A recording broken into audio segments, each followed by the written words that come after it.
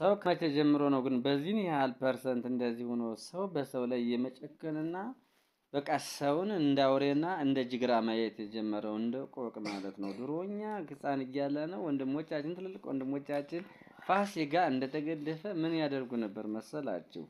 ጅግራዎችን፣ ቆቆችን፣ ሚዳቆዎችን፣ ድኩላዎችን እና ጎማዎችን እያሯሯጡ ያድኑ ነበር። አሁን ግን የሆነው እንደዛ አይደለም። ምኑ ላይ ነው የደረስነው?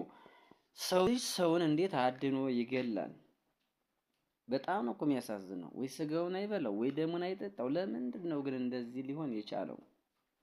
ቢያስከፋውም እኮ በሀገር ሽማግሌ ይዞ መካስ ነው እንጂ ያለበት። ለምንድን ነው ሰውን ሰው እንደዚህ አምሮ የጠላውና ሰው የሚገለው? ጎበዝ ተው እንጂ ተው። ትላልቅ አባቶቻችን በነበሩበት ሀገር እንዴት እኛ ኮልኮሎዎች እንበዛለን?